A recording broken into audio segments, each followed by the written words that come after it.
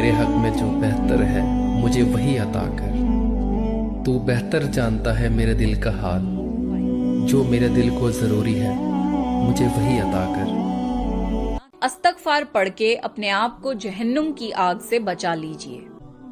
अस्तगफार पढ़ने के 3 फायदे। काफी लोग होपलेस हो जाते हैं कि मैंने अपनी जिंदगी में इतने गुनाह किए हैं, अब तो मेरा कुछ भी नहीं हो सकता। रिमेंबर, जब तक आप जिंदा हैं तब तक आप अपने सारे गुनाह अल्लाह से माफ करवा सकते हैं। जब आप अपनी गलती को रियलाइज करते हैं और सच्चे दिल से अपने गुनाहों की माफी मांगते हैं तो आप अल्लाह के बहुत करीब हो जाते हैं। गुनाह रिस्क को रोक लेता है।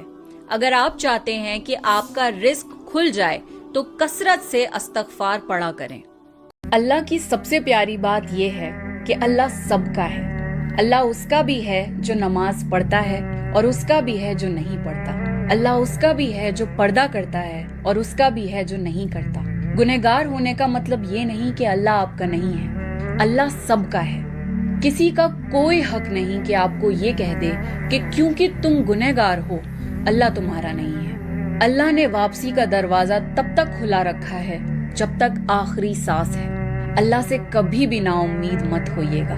जब सारे दरवाजे बंद हो जाएं, आप सिर्फ अल्लाह को ही अपने सबसे ज्यादा करीब पाएंगे। एक अल्लाह वाले से किसी ने पूछा था कभी तहज्जुद छूटी? कहने की जिंदगी में एक दफा। कहा वो कैसे जी? कहा मैं उठा तो मेरे सामने एक आदमी लेटा हुआ था। मुझे डर लगा मेरे उठने से ये कहीं उठ ना जाए, इसकी नींद खराब होगी, तो मैं लेट गया, मैंने तहज्जुद नहीं पढ़ी। उसकी नींद को खराब ना करूं इसलिए तहज्जुद नहीं पढ़ी। मुसलमान को सुख पहुंचाना इतना बड़ा अमल है। छोटा बनना सीख लो, अल्लाह बड़ा कर दे। माफ करना सीख लो, अल्लाह इज्जत दे दे।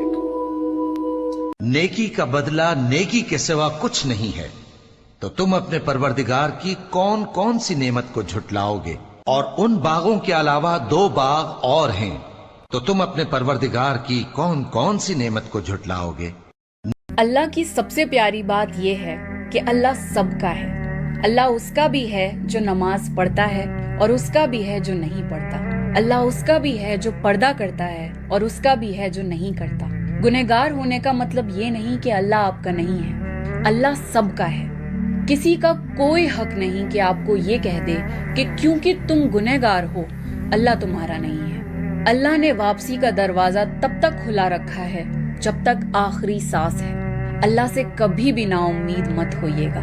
जब सारे दरवाजे बंद हो जाएं, आप सिर्फ अल्लाह को ही अपने सबसे ज्यादा करीब पाएंगे। अल्लाह की सबसे प्यारी बात यह है कि अल्लाह सबका है। अल्लाह उसका भी है जो नमाज पढ़ता है और उसका भी है जो नहीं पढ़ता।